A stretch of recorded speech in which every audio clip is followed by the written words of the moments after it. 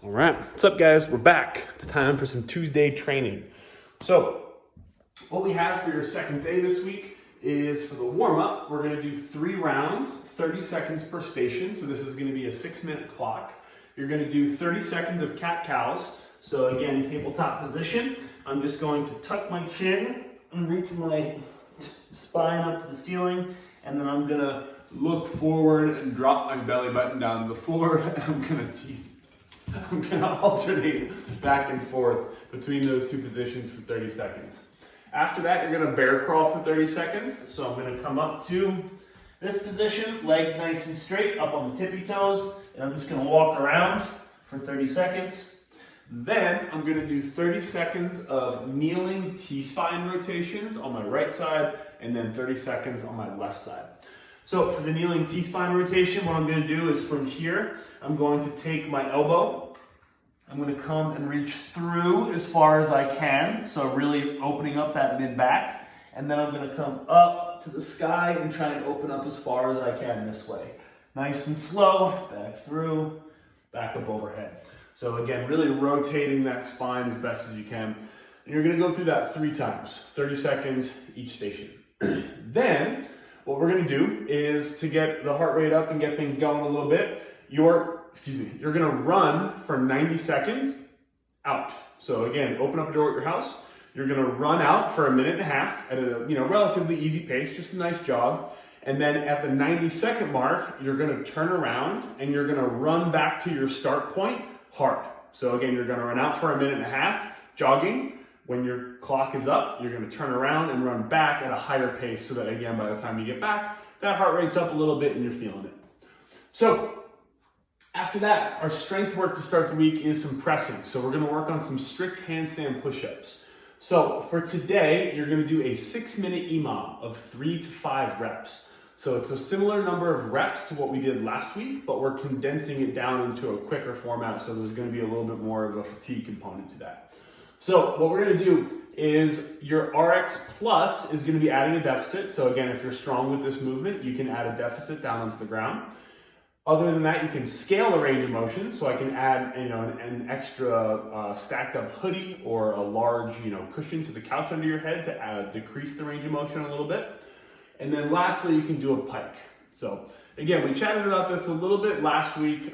As far as range of motion goes, making sure that you're not too wide is super important. So a lot of people go too wide on the handstand push-ups and it minimizes the actual amount of pressing muscles that you can use. So generally speaking, a good gauge of where your hands should be. If I were to do a push-up with my hands basically just under my shoulders, let's say I widen out about 2 inches on each side. This is a pretty good width for some handstand push-ups. So this is about where I want to be. So again, just outside of shoulder width, which is where I would normally do a good full range of motion push-up. And again, about 2, maybe 3 inches out on each side. That's a good place to start. And then again, the second thing that you want to try and remember is when you get your head down to the ground, in your peripherals, you should be able to see your hands. So when I get down, I should be able to come down, boom, I'm ready to press. I can see both my hands without moving my head. That means I'm in a good tripod position and I'm gonna activate my chest, I'm gonna get my shoulders, I'm gonna get my triceps, all that good stuff involved in the movement. The wider I go, the less I'm actually using my chest. And again, it's a very strong group of muscles that you want to try and incorporate into that press. So that's your strength work for the day. After that, our workout is a 10-minute AMRAP. It's 10-10-10. So 10 push presses, 10 overhead lunge steps, and then 10 toes to bar, knee raises, or 15 seated leg lifts. So for the push press and for the overhead lunge, if you're using a single object, so if you're using 1 dumbbell or 1 kettlebell, you'll do 5 and 5. So you'll do 5 push press on the right arm, 5 push press on the left arm. Then I'm going to do 5 lunge steps on my left arm, and then 5 lunge steps on my right arm, and then I'll go into my leg lifts. Just keep in mind, if you're doing single arm overhead lunge steps, still alternate legs. So the kettlebell or the dumbbell stays in one hand for 5 steps, but I'm gonna alternate legs each time. And then after the 5th rep, I will bring it down, change, and then I'll go ahead and I'll continue to alternate steps from there. So, and if you have a barbell, obviously you're just going to do 10 reps of both. We're not going to be doing, anything kind of weird as far as, it won't feel weird as far as having a single object. So, again, reminders, push press, best warm-up drill that you can do. Find yourself an object that you can lean up against.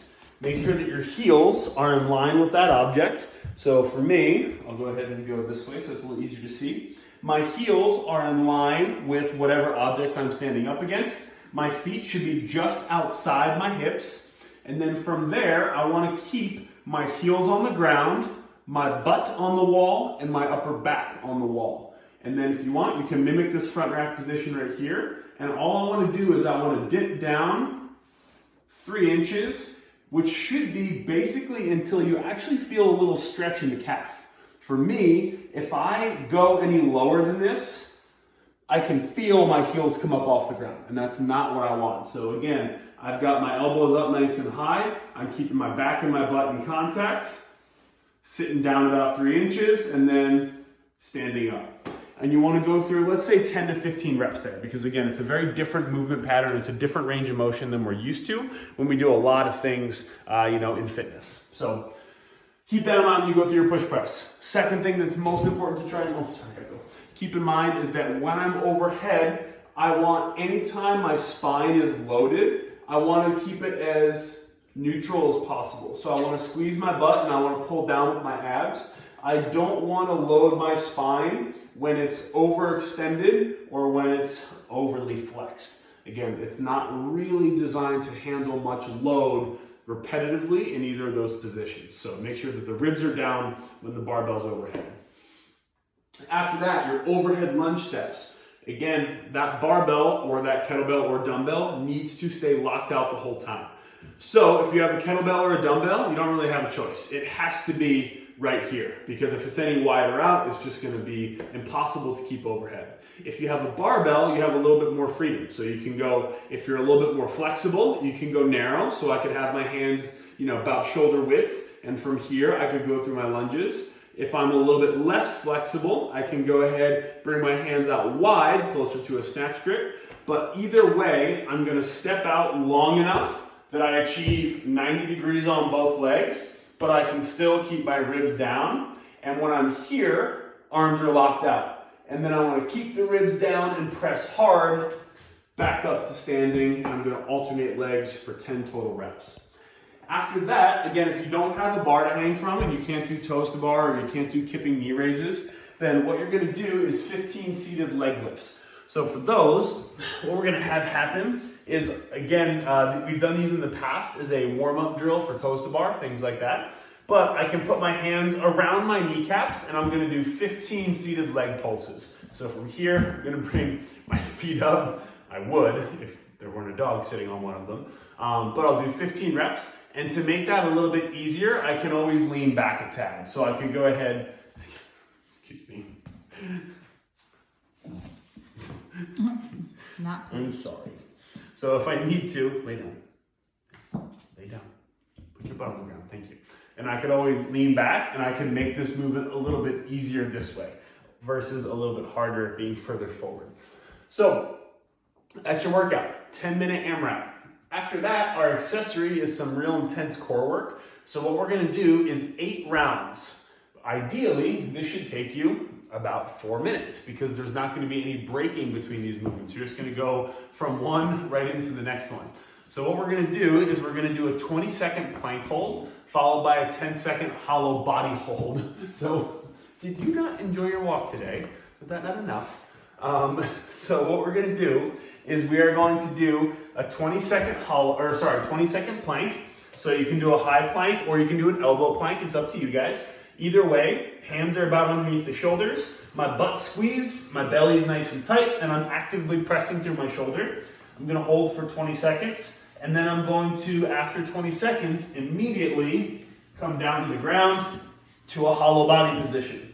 And if I'm not comfortable hollow, I can do a dead bug for 10 seconds. And then ideally, with no rest, you're going to go right back into the next one. So right after your 10-second hollow or dead bug, you're going to pop right back over to your hands, and you're going to go into your next 20-second plank.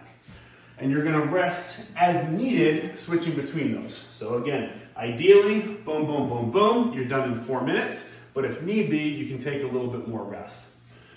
And then our mobility for the day, we have a 90-second elevated puppy dog pose. So for that, I'm gonna find my hands on the couch. I'm gonna sink my hips back, and I'm gonna try and stretch out my upper body a little bit. So here, 90 seconds. It's gonna be a little bit more intense the closer my hands are. So my hands, thumb touching is gonna be a more intense stretch than if I were to go out wider. And then I'm gonna do a 90-second pigeon pose on each leg. So to work out those lunges a little bit, I'm gonna bring this foot up nice and high, sink this hip back, and I'm just gonna settle in for 90 seconds per leg. So that's your training for Tuesday. Enjoy, and again, as always, tag us at palace.ithaca/by Zeus. We'll see you guys back tomorrow.